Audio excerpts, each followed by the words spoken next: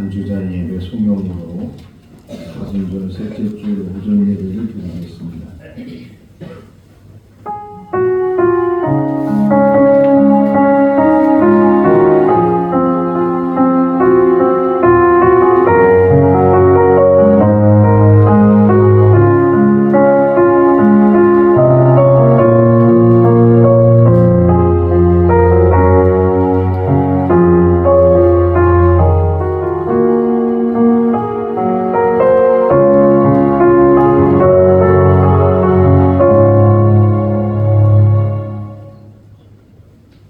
여호와를 경외하며 그의 길을 걷는 자마다 복이 있도다. 내가 내 손이 수고한 대로 먹을 것이다. 내가 복되고 형통하리로다. 아멘. 여호와를 경외하는 자는 이같이 복을 얻으리로다. 아멘. 사랑과 은혜가 충만하신 하나님 아버지, 사순절 기간 동안 저희들 경건의 훈련을 갖게 하시고 오늘 거룩한 주일을 맞이하여 주의 전에 모여 하나님 앞에 예배 드리게 하여 주신 것 감사합니다. 오늘 이 시간 이 자리에 모인 모든 성도들 하나님을 경외하는 자입니다. 온 마음을 다해서 하나님 앞에 예배하는 귀한 시간이 되게 하여 주시옵소서. 예수님의 이름으로 기원하옵나이다. 아멘. 다 같이 일어나시겠습니다. 찬송가 10장입니다.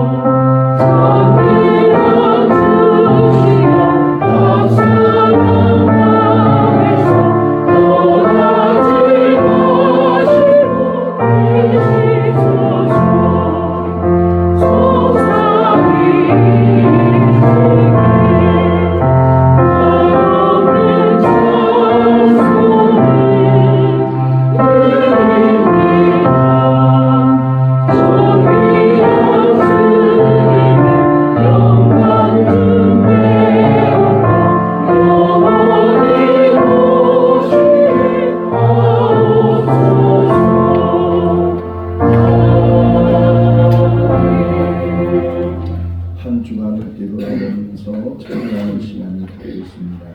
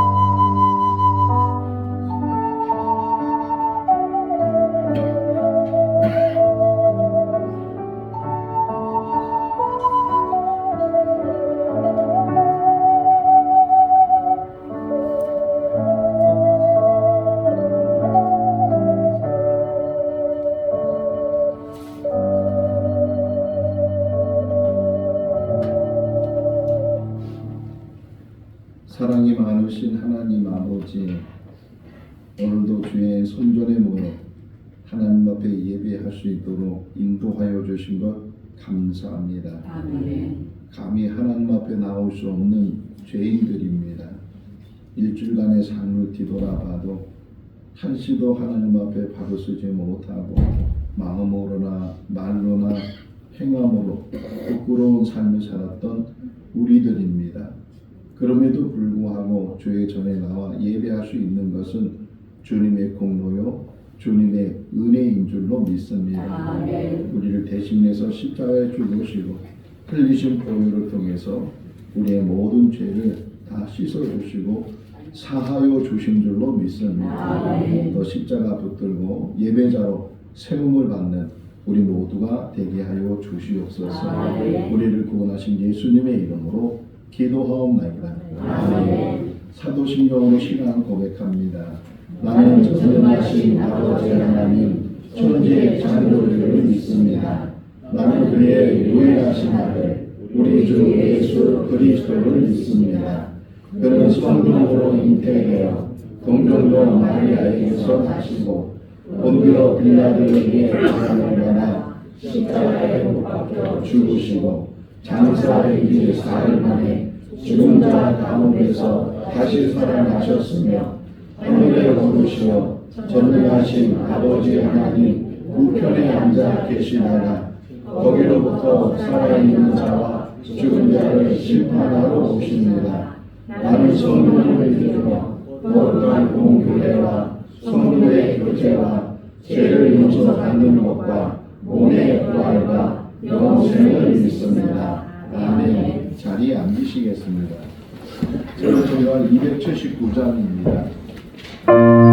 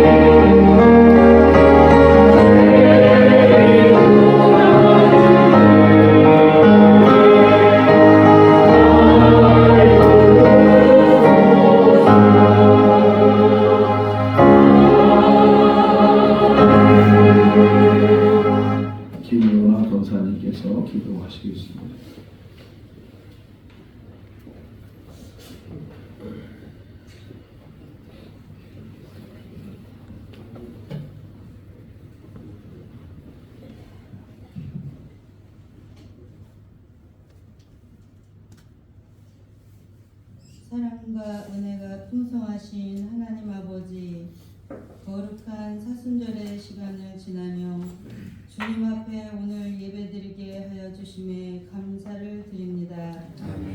우리를 구원하시기 위하여 이 땅에 오셔서 십자가의 고난을 받으신 예수 그리스도의 사랑을 다시 깊이 묵상하는 사순절을 보내게 하여 주옵소서.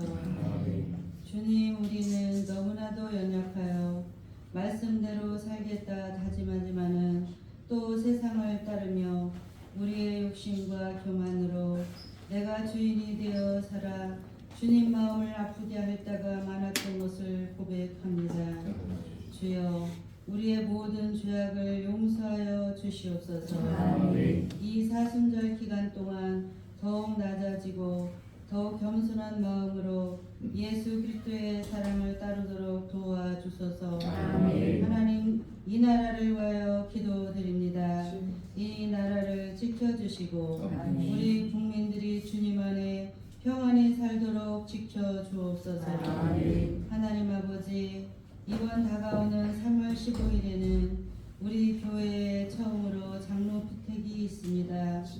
이번 장로 피택의 과정을 주님이 간섭하여 주시옵소서. 사람의 뜻이 아닌 하나님의 뜻에 합당한 사람이 선출되게 하여 주옵시고 주님께서 준비하신 사람, 겸손히 주님의 몸된 교회를 잘 섬길 수 있는 사람, 교회를 사랑으로 잘 돌볼 수 있는 일꾼이 선출되도록 주여 함께하여 주시옵소서. 장로 피택 과정에서 분열은 조금이라도 일어나지 않게 하여 주시옵고 시험에 드는 사람 단 한 사람도 없게 하여 주시고 주님의 임재 속에 은혜롭게 마치게 하여 주시옵소서. 그리고 우리 교회에서는 이번 연도에 신약 성령 필사를 하고 있습니다. 온 성도가 조금씩이라도 함께 동참하여 매일매일 성경을 쓰며 주님의 음성을 삶 속에서 들으며 생명의 삶을 살게 하여 주시옵소서. 그리고 우리 교우들의 건강에도 간섭하여 주시고 하루속히 다 회복되어 모든 성도들이 건강하게 하나님 앞에 예배드리도록 도와주옵소서. 모든 성도의 가정이 평안하게 하여 주옵소서. 담임 목사님, 아버지 말씀을 들고 단상에 섰습니다. 우리에게 영원히 목마르지 않는 생명수의 말씀을 우리에게 전할 수 있도록 힘을 더하여 주시고 성령님 함께하여 주옵소서. 늘 성령 목사님의 건강도 지켜주시고 가정도 평안하게 하여 주옵소서. 또한 모든 부교역자들의 건강과 가정도 지켜주옵소서. 오늘 예배가 하나님이 기뻐 받으시는 예배가 되기를 간절히 바라옵고 우리가 죄인 되었을 때 우리를 구원하시기 위하여 십자가에서 우리의 구원을 이뤄주신 거룩하신 우리 구주 예수 그리스도의 이름으로 아버지 하나님께 감사하며 기도 올려옵나이다.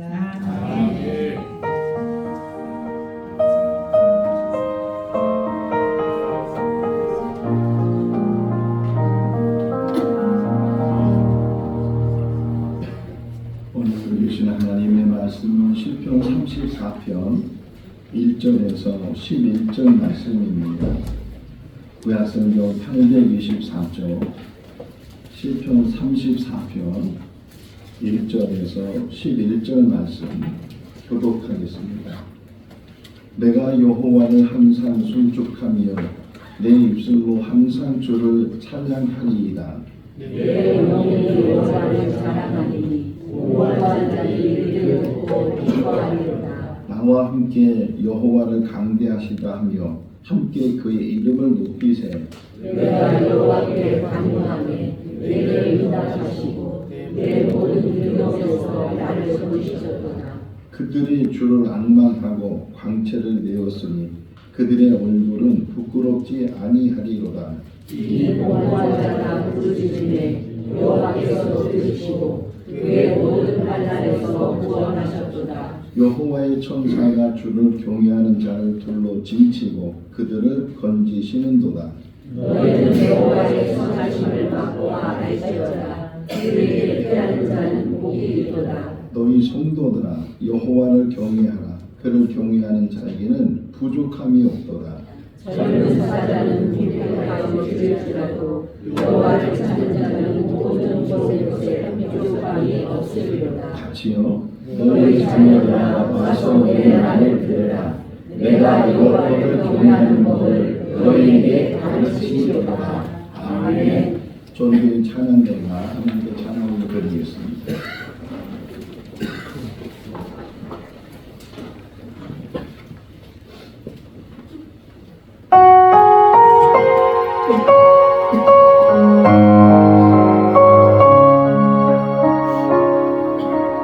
말씀 앞에서 경외함으로 주께 홀로 섭니다. 생명의 말씀 읽고 순종해 주를 예배합니다. 이름의 말씀 힘이 있어서 진리로 우리 거룩해 하며 거룩한 말씀 세세 영원히 어른이 되어 말씀하시네. 하나님 말씀에 두려워하는 자, 그 말씀에 생명을 거는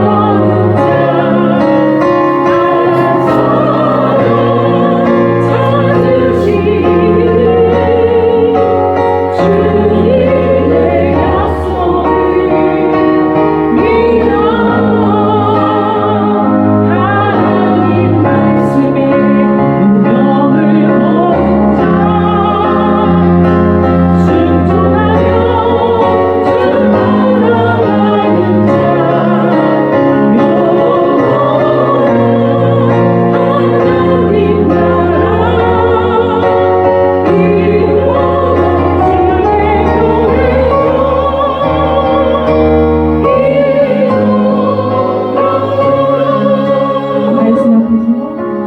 말씀 앞에서 경외함으로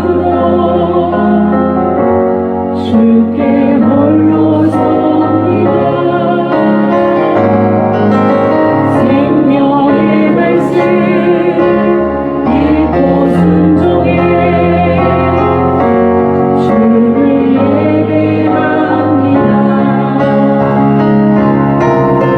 이름의 말씀 힘이 있어서 진리로 우리 거룩해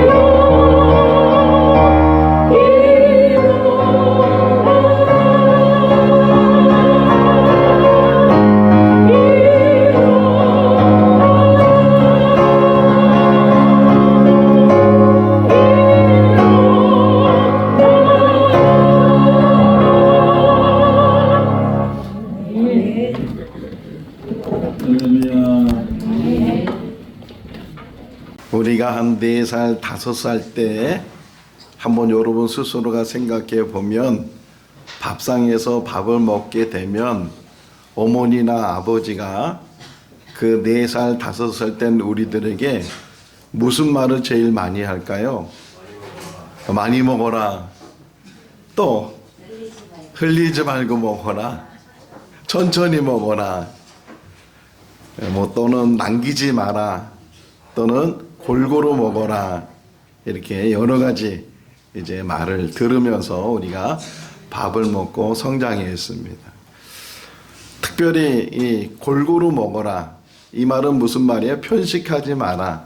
한 가지만 먹지 말고 자기가 좋아하는 것만 먹지 말고 여러 반찬을 골고루 먹어야 건강하게 잘 성장할 수 있다. 이렇게 우리가 들었는데 성경을 읽거나 성경을 공부하거나 또 성경에 대해서 묵상을 할 때도 마찬가지인 것 같아요. 할 수만 있다면 한 부분만 성경을 읽는 것이 아니고 또 묵상하는 것이 아니고 전부를 창세기부터 요한계시록까지 다 묵상을 하는 것이 제일 좋은데 그런데 성경이 이 범위가 짧은 범위가 아니고 폭넓은 범위를 가지고 있고 그러다 보니까 성경 전체를 읽는 것도 또 성경 전체를 이해하는 것도 묵상하는 것도 쉽지가 않겠다. 자, 그러는 가운데도 또 한편으로 생각해 보니까 성경을 이제 좋아해서 신학교를 가고 또 신학을 더 공부해서 석사가 되고 박사가 되고 하는 분들이 계셔요. 신학교 교수님들이나 또는 목사님들 중에서도 더 많이 공부를 해서 박사 학위를 받게 되는데 그때 박사 학위를 받을 때 성경 전체를 가지고 박사 학위를 받는 것이 아니고 한 부분을 가지고 그 부분 속에서 깊이 들어가서 연구를 하게 되고 그러면서 박사 학위를 받게 돼요. 그렇다고 해서 전체를 모르는 건 아니고 전체가 다 배경이 되지만 어느 때는 한 부분을 깊이 들어가서 말씀을 묵상하는 것도 필요하겠다. 2026년도 이 사순절 기간 동안에 우리가 시편 말씀을 묵상하잖아요. 성경 전체가 다 중요한 말씀들이지만 특별히 제가 시편을 준비하고 또 시편을 이렇게 설교하면서 깨닫는 것은 야, 우리가 평소에 시편의 말씀을 너무 소홀히 했구나. 시편만큼 중요한 그런 말씀이 없는데 이 말씀에 대해서 너무 광범위하니까 1편에서 150편 이것만 들으려고 해도 오디오를 들어보시면 알지만 5시간 정도가 걸리거든요. 그러니까 시간도 많이 걸리고 범위도 넓고 그러다 보니까 시편의 말씀을 우리가 소홀히 했는데 제가 깨닫는 것은 이번이 계기가 돼서 우리 모든 성도들이 시편의 말씀을 좀 더 가까이 가면 좋겠다. 시편 1편부터 150편까지 전부를 다 이해하지 못한다 할지라도 거기에 중요한 시편이 좀 있으면 골라서라도 그 시편 말씀을 지속적으로 묵상을 하게 되면 그 깊이는 어마어마한 깊이를 알게 될 것이다. 한 번 들어서 두 번 들어서는 알지 못하는 시편의 말씀들을 계속 듣다 보면 또 계속 읽다 보면 시편은요 성경 전부를 다 포함하고 있어요. 또 인간의 생로병사를 다 포함하고 있고 이 시편의 말씀처럼 깊은 기도가 없고 또 시편의 말씀처럼 귀한 찬양이 없어요. 시편은 기도이고 찬양이고 더 나아가서는 예배예요. 시편만큼 하나님과 직접 만나는 그런 말씀이 어디 있겠어요. 다 하나님을 만나는 그런 시편 기자들이 고백을 하고 간구를 하고 찬송을 하고 그 어디를 펴도 다 하나님과 관계를 갖고 있는 말씀들이 기록된 것이 시편의 말씀이기 때문에 이 시편을 좀 더 우리가 가까이 하는 계기가 되고 2026년도 여러 가지 우리가 해야 할 일이 많이 있지만 시편 말씀을 계속 읽고 계속 묵상하고 그 시편에 있는 말씀 속에서 하나님을 만나는 우리 모두가 다 될 수 있기를 주님의 이름으로 축원합니다. 자, 인간의 삶이 만만한가요? 인간의 삶이 쉬운가요? 우리가 이제까지 살아왔지만 살아온 인생만 뒤돌아봐도 참 어렵고 힘들고 힘겹고 잘 되는 일보다는 잘 안 되는 일이 많이 있었고 성공하는 일보다는 실패한 일이 많이 있었고 삶 속에서 참 어려운 일들이 많이 있는데 이 시편은요 그 어려운 상황 속에서 어떻게 그 어려움을 이겨내야 되는지 어떻게 견뎌내야 되는지 하는 그 신앙 고백들이 담겨져 있어요. 특별히 시편을 많이 쓴 사람이 다윗인데 오늘도 다윗의 시를 우리가 말씀을 묵상하는데 특별히 이 다윗이 왕이 된 이후에 시편을 많이 쓴 것이 아니고 고난을 당하고 있을 때 이 시편에 있는 말씀들을 많이 기록을 했어요. 이게 기도고 하나님 앞에 의지하는 신앙 고백이고 때로는 찬송을 부르는 그런 찬송과 가사가 이 안에 담겨져 있는데 이 시편을 통해서 인생의 그 고난 속에서 어떻게 그 고난을 이겨내야 되는가. 자, 다윗이 시작은 뭐 기름 부음 받는 그런 이야기도 나오지만 본격적으로 시작되는 것이 사무엘상 17장에 나오는 골리앗과의 싸움이에요. 이제 이스라엘과 블레셋이 전쟁을 하고 있는 중에 다윗의 세 형이 이 전쟁터에 나가 있는 거예요. 다윗은 아직 어리기 때문에 전쟁터에 나가 있지 않았을 때 그때 아버지 심부름으로 형들을 만나기 위해서 그 전쟁터로 나가게 됐어요. 그러니까 전쟁하기 위해서 나간 것이 아니고 아버지 심부름으로 형에게 이제 음식을 전달하기 위해서 거기에 나가게 됐는데 거기에 가보니까 어디선가 큰 소리가 들려오는 거예요. 저 블레셋 진영에서 큰 소리가 들려오는데 얼마나 우렁찬 소리인지 알고 보니까 골리앗이라는 사람이 계속 매일마다 소리를 질러 이스라엘 진영을 향해서 너희 중에 누구든지 한 사람이 나와서 나와 싸우자. 그래서 우리 1대1로 싸워서 이긴 사람이 이 전쟁에 승리하는 것으로 하자. 그렇게 계속 부르짖는 거예요.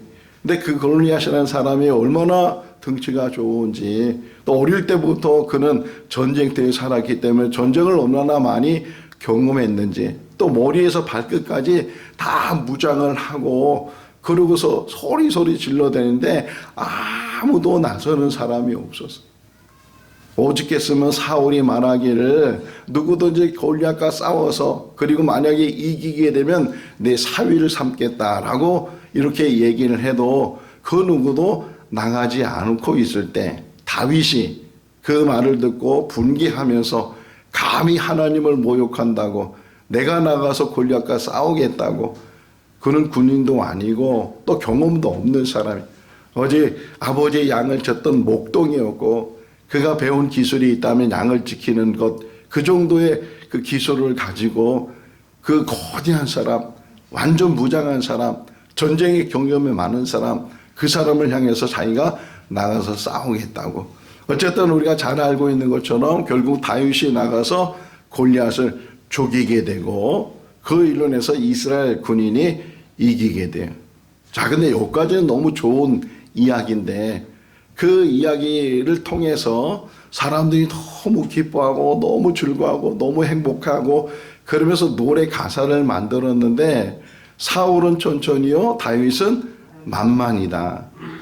만만이로다. 그러면서 계속 그 노래를 여인들이 불러대고 그 부르는 노래가 왕궁까지 들려지게 되고 당시의 왕이었던 사울왕 귀에도 그 소리가 들려지게 되니까 자기는 천천히고 다윗은 만만이다 라는 소리에 기겁을 하게 되고 시기를 하게 되고 질투를 하게 되고 그러면서 두려운 마음이 생기게 뭐냐면 혹이나 다윗이 내 자리를 빼앗는 것은 아닌가 하는 그런 두려움 속에 그때부터 사울이 다윗을 죽이려고 쫓아다니기 시작했어요.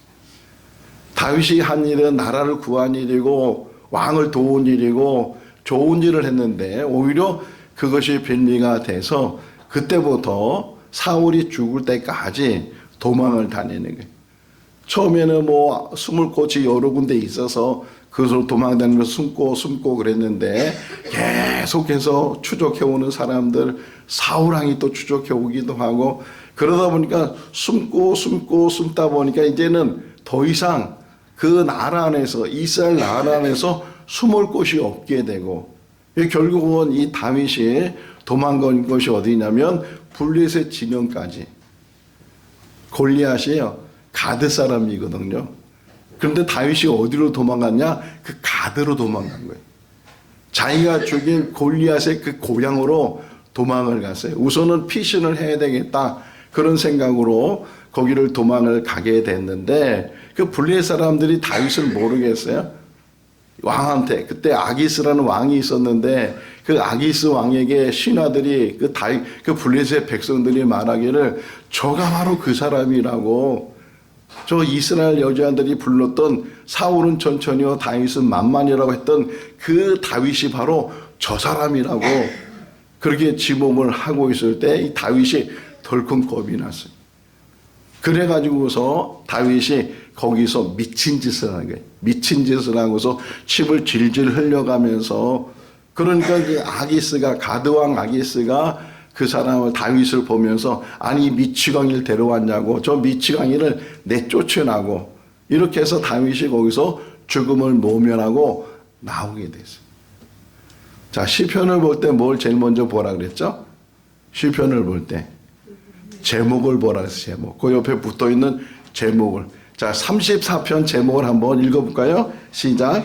다윗이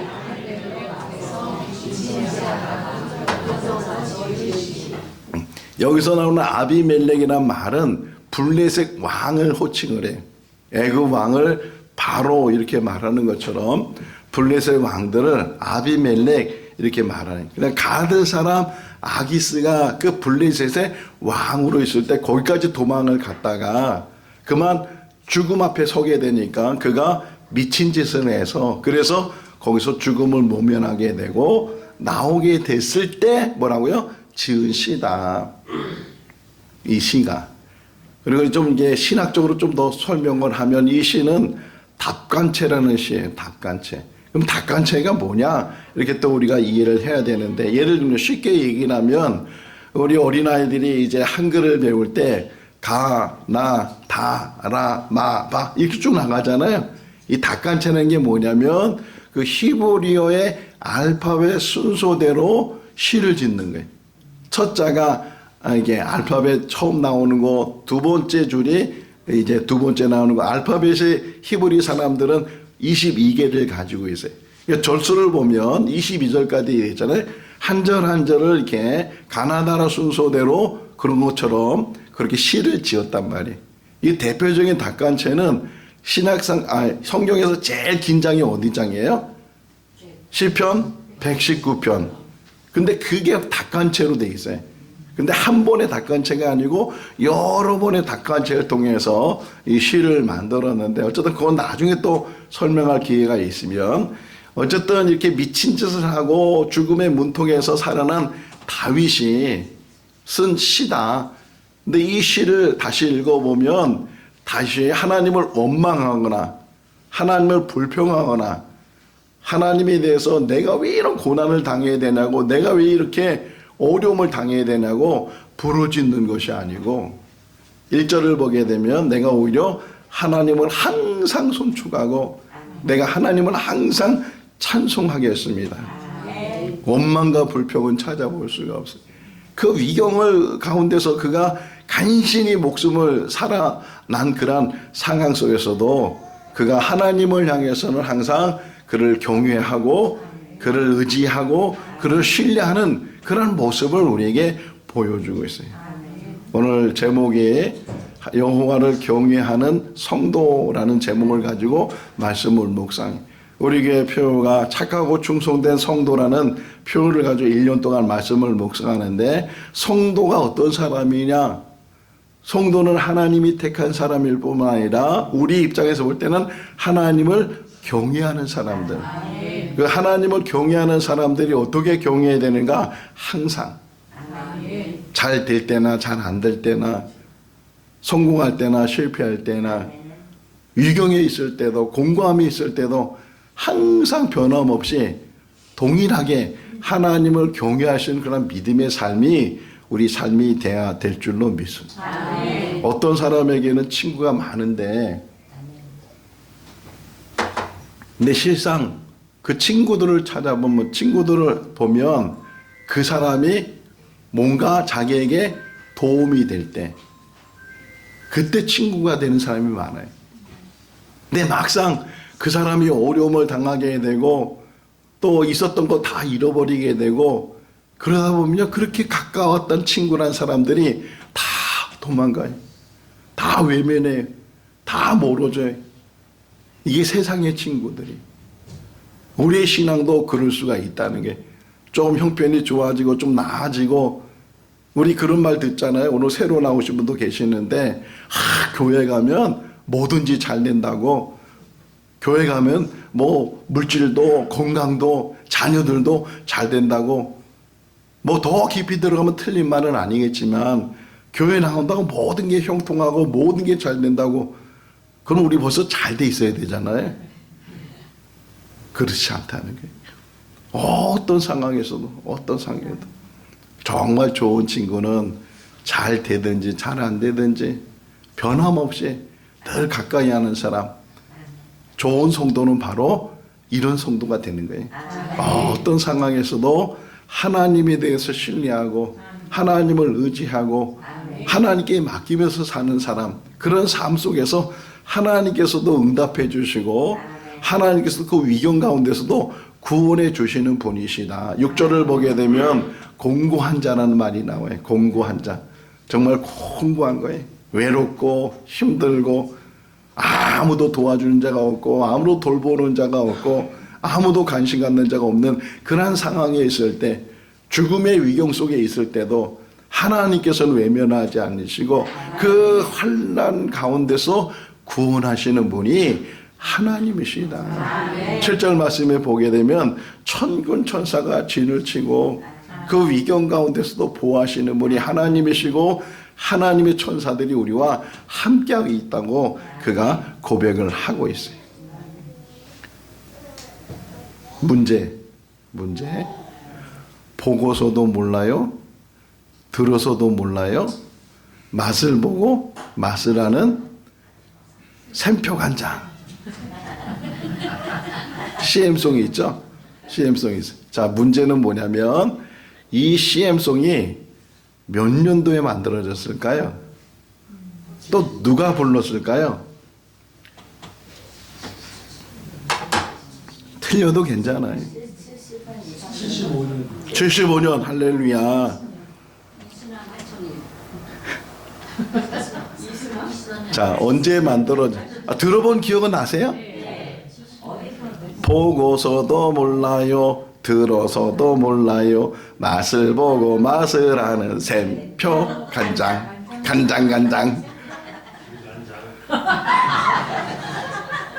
이 CM송은 1961년도에 만들어졌고, 그때 대학교 2학년인 김상희 가수가 불렀던 CM송이 벌써 65년이 지났는데도 우리가 그 노래를 기억하고 있어요. 참 잘 만든 CM송이다. 8절 말씀을 보면 너는 여호와의 선하심을 뭐라고요? 맛보할지니라. 맛보아. 지금 이 다윗이 고백하는 게, 하나님을 알 수 있는 게 뭐냐? 맛보는 거다. 음식을 맛봐야, 간장을 맛봐야 진짜 간장인지 나쁜 간장인지 알 수가 있는 것처럼 하나님의 선하심을 너희가 맛보아할지다. 다시 말하면 하나님은 얼마나 선하신 분인지 네가 알아라. 알기 위해서는 체험해야 된다는 거예요. 근데 그 체험이 언제 생기느냐? 공고할 때, 위경 속에 있을 때, 어려움을 당했을 때, 목숨이 위태위태할 때, 오히려 그때도 하나님을 만날 수 있는 기회가 되고, 하나님이 얼마나 선하신 분인지, 얼마나 하나님께서 나를 사랑하시는 분인지 그때서 알 수가 있게 된다는 거예요. 그러면서 그가 고백하는 게 9절 10절 말씀에 보게 되면 하나님을 경외하는 사람에게는 부족함이 없다. 그러면 이 말을 듣는 우리 성도들, 저를 포함해서 우리 성도들은 나는 가진 게 없는데, 나는 부족한 게 많은데, 이것도 없고 저것도 없고 늘 없는 것에 대해서 우리가 생각하고 있는데, 다시 생각하면요, 우리가 가지고 있는 그것만 해도 부족함이 없어요. 지금 있는 것만 해도 부족함이 없는 그런 삶을 살고 있어요. 더욱이 왜 부족함이 없다고 이야기하는가? 시편 23편 1절에 여러분 다 알고 있는 성경 요절이잖아요. 시작. 너와 나의 목자시니 내게 부족함이 없으리라. 요 한 절. 이것도 다윗의 시인데 여호와가 나의 목자가 되시기 때문에 나는 부족함이 없다. 아멘. 지금 이 시편 이 34편의 다윗의 이 시도 마찬가지예요. 하나님을 경외하는 그것 하나만 가지고도 내가 부족하지 않다. 이런 신앙 고백을 우리가 하게 된다면 하나님이 어떤 분이신지, 하나님께서 내가 얼마나 큰 은혜를 받고 사는지, 늘 없다고 하고 늘 거기에 대해서 불평하고 원망하고 낙심하고 근심하고 염려하고 그랬던 우리들인데, 이 시편 기자는 다윗은 지금 말하기를 당신은 지금 부족함이 없습니다. 하나님을 경외하는 그 자체 속에서 부족함이 없습니다. 하나님이 계시기만 하면, 하나님을 신뢰하고 의지하기만 하면 하나님 그 모든 것들의 부족함을 다 채워주시는 분이 10절 말씀을 보시면, 젊은 사자가 궁핍하여 주일일지라도 하나님을 찾는 자들에게는 모든 좋은 곳에 부족함이 없게 된다. 젊은 사자란 표현이에요. 젊은 사자는 혈기가 왕성해요. 젊은 사자는 힘이 세고 짐승들을 잡아먹을 수 있고, 그런데도 그가 궁핍하여 줄인다는 그런 상황에 있다 할지라도 하나님께서는 하나님을 찾는 자들에게 모든 좋은 곳을 주시고 부족함이 없게 하시는 분이 하나님이시다라고 우리에게 말씀해 주고 있어요. 자, 근데 11절 말씀이 11절 한번 다시 읽어볼까요? 너희 자녀들아 와서 너에게 가르치노로다. 다윗이 말해요. 하나님을 어떻게 경외해야 되는지, 그 하나님을 경외하는 법을 너희들에게 가르쳐 주겠다. 이게 12절 이하의 말씀인데, 하나님을 경외하는 것 한 번, 두 번 들어서 뭐 몇 가지 알아서 하나님을 경외하는 것은 아니지만, 평생을 배워도 다 배우지 못하지만 지금 이 다윗이 우리에게 말씀해 주고 계세요. 중요한 게 뭐냐면, 하나님을 경외하는 사람은 하나님께서 좋아하는 것과 하나님께서 싫어하는 것을 분별할 수 있어야 된다. 하나님이 뭘 좋아하는지, 하나님이 뭘 싫어하는지 그걸 아는 지혜만 가지면 하나님을 온전히 경외할 수가 있다. 근데 하나님이 싫어하는 것들이 많이 있지만 그 중에 13절 말씀을 보게 되면 우선 악을 버리고, 두 번째는 거짓말을 하지 말라. 거짓말을 금해라. 하나님을 경외하는 우리 성도들, 우리들은 가장 조심해야 될 부분 중에 하나가 거짓말하는 거예요. 근데 흔히 그러잖아요. 거짓말을 뭐 하듯 한다고요? 누가? 우리들은 거짓말을 너무 쉽게 생각하고 거짓말해도 된다고 생각할 정도로 뭐 하얀 거짓말 그런 말을 하는데, 근데 성경은 경고를 해줬어요. 뭐라고 경고하냐면, 요한계시록 맨 마지막 부분에 가서도, 예를 들면 요한계시록 21장 27절 말씀에 보게 되면 거짓말하는 자는 결코, 그래요, 거짓말하는 자는 결코 그 안에 들어갈 수 없느니라. 그 안은 천국이에요. 그러니까 거짓말이 얼마나 무서운가? 거짓말하면 천국에 들어가지 못한다는 거죠. 우린 밥 먹듯이 거짓말했는데, 거짓말해도 죄의식을 갖지 않고 살았는데, 성경은 지금 말하기를, 또 이 다윗이 우리에게 말하기를 하나님을 경외하는 사람의 가장 첫 번째가 뭐냐? 거짓말을 금하는 거다. 요한계시록 22장 15절 말씀에 보게 되면 거짓말을 하거나 지어내는 자는 성 밖에 있을 것이다. 그래. 거짓말을 하거나 지어내는 사람은 성 밖에 있을 것이다. 제가 20살 때 일이었어요. 한 45년, 46년 된 때인데, 제가 다니던 교회에 아주 신실한 집사님이 계셨어요. 교회 행사가 있으면 언제든지 간식을 갖고 오고 사람들에게 늘 상냥하고 그러던 집사님이 계셨어요. 근데 그 집사님이 교회에 큰 문제를 일으켰어요. 야밤 도주했어요. 알고 보니까 사람들의 돈을 많이 빌린 거예요. 한두 사람이 아니에요. 여러 사람들한테. 나중에 듣고 알게 된 게 뭐냐면 그분이 하는 방법이에요. 누구에게 아무에게 돈을 빌려요. 내가 급해서 다음 달에 갚아줄 테니까 그 돈을 좀 빌려달라고. 그래서 이제 작은 돈이니까 빌려줬어요. 한 달이 지났는데 그 빌려간 집사님이 돈을 가져왔는데 이자까지 가져왔어요. 아, 너무 잘 썼다고. 이건 이자라고. 아, 이자 필요 없다. 아, 그래 내가 이자 줘야 된다고. 그렇게 해서 여러 사람들에게 돈을 빌리고 흔히 말하는 돌려막기식으로 이 사람에 빌려서 갚을 날이 되면 다른 사람에 빌려서 이자까지 주고 해서 신용을 쌓은 거예요. 점점 빌린 돈이 커지기 시작했어요. 그러고 나서는 그분이 어느 날 갑자기 교회에서 없어진 거예요. 난리가 났어요. 아니 잘못은 그 집사님이 했는데 담임 목사님이 정말 난처하게 되고 교회가 어렵게 되고 그건 제가 20살 때 제가 다니는 교회에서 경험을 했어요. 속이는 거거든요. 거짓말하는 거거든요. 항상 조심해야 돼요. 교회가. 거짓말을 하면 또 거짓말에 거짓말을 하게 되고 속이기 시작하면 또 속임에 속임이 있게 돼요. 그런 부분을 항상 조심해야 된다. 거짓말은요. 지금은 모면할 수 있어도 다 드러나잖아요. 어디서 숨기겠어요? 어디서 감추겠어요? 하나님을 경외하는 사람의 가장 조심해야 될 부분 거짓말하는 것.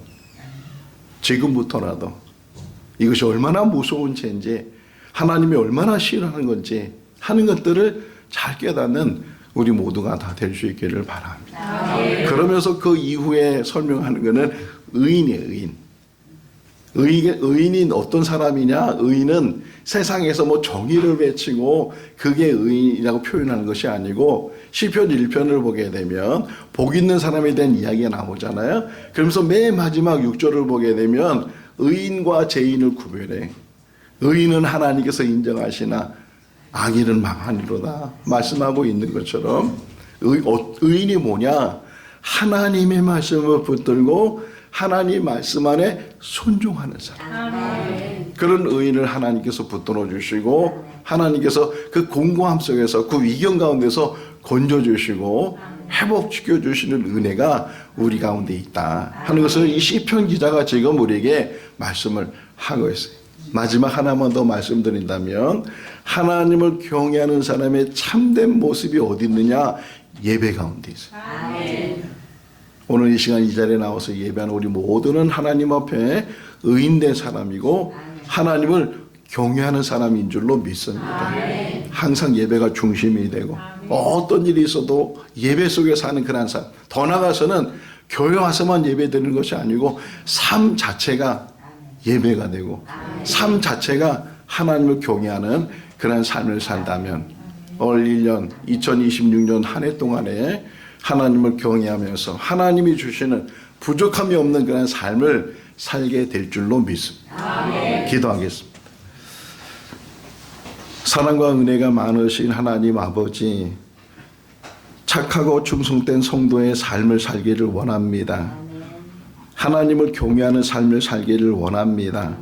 어떤 상황 속에서도 변함없이 원망하거나 불평하거나 또 분노 속에 사는 것이 아니고 위경 가운데서도 하나님만 바라보고 하나님만 의지하고 하나님의 이름을 높이는 삶을 살기를 원합니다. 시편 34편의 기자의 고백처럼 저희들에게도 하나님을 경외하기 때문에 부족함이 없고 하나님을 경외하기 때문에 즐거움을 갖게 된다고 외치는 우리들이 되게 하여 주시옵소서. 우리 생거 진축의 모든 성도들 하나님이 기뻐하시는 일 감당할 수 있도록 도와주시고 어디서나 정직하게 하시고 성실하게 하시고 인정받는 삶을 살게 하여 주시옵소서. 예수님의 이름으로 기도하옵나이다. 아멘. 찬송 546장 하시면서 봉헌하시겠습니다.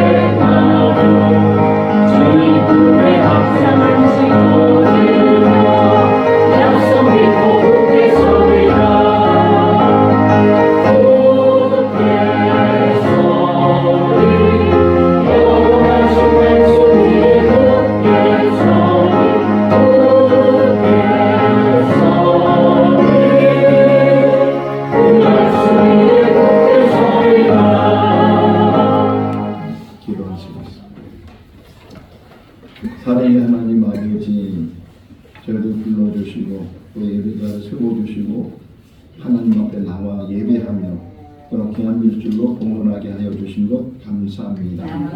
그의 물질 안에 우리의 마음과 정성과 뜻과 믿음을 담아 드립니다.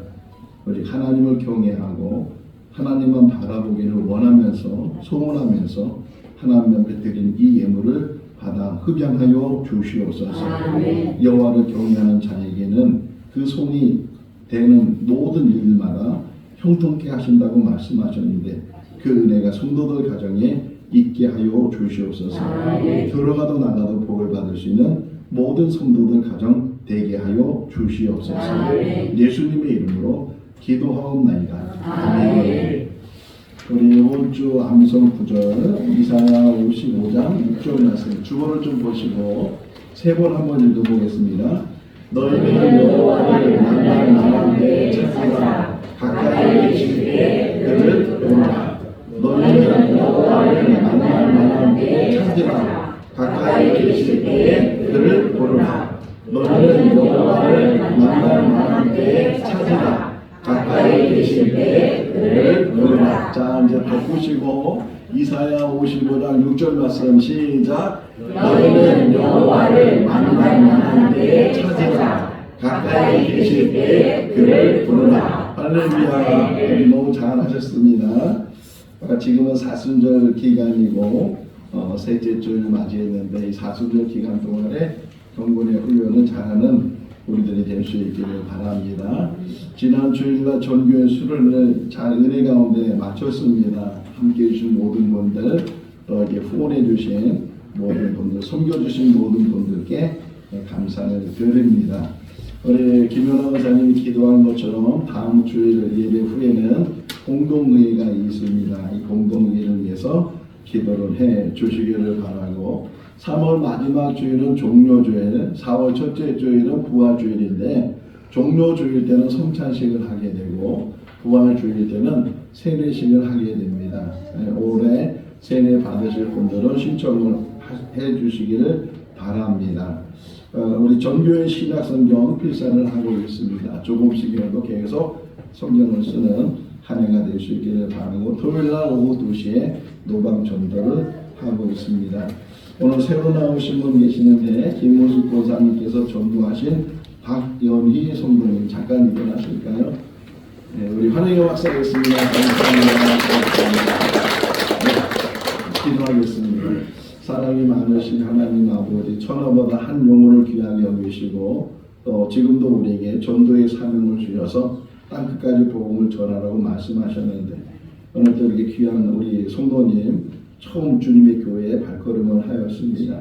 하나님께서 그 영혼을 붙들어 주시고 예수 만나게 하시고 거듭나게 하시고 그렇게 예배드리며 눈물까지 흘리는 그 순수한 마음을 받아 주시옵소서. 하나님 만나는 큰 은혜가 있게 하시고 또 이제 하는 사업을 주께서 축복하여 주셔서 결과가 나오고 복받는 귀한 사업자가 되게 하여 주시옵소서. 예수님의 이름으로 기도하옵나이다. 감사합니다. 만나 이따 예배 마치고 같이 교제하시기를 바랍니다. 다 같이 일어나셔서 찬송가 171장 1절 하시겠습니다.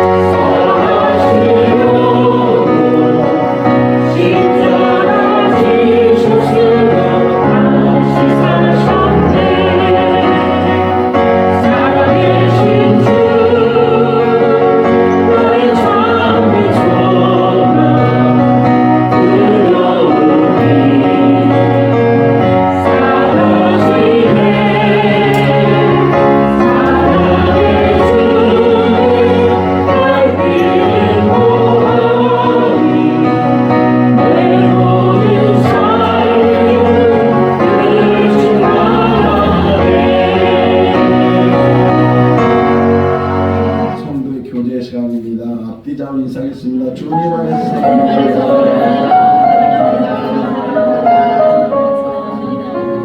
축도하겠습니다. 지금은 우리 주 예수 그리스도의 크신 은혜와 하나님 아버지의 무한하신 사랑하심과 성령님의 교통하시고 교제하시고 충만하시고 어떤 상황에서도 오직 하나님만 바라보고 하나님만 경외하기로 다짐하는 우리 모든 성도들 삶 가운데 가정과 자녀와 일터 가운데 영원토록 함께 하시기를 축원하옵나이다.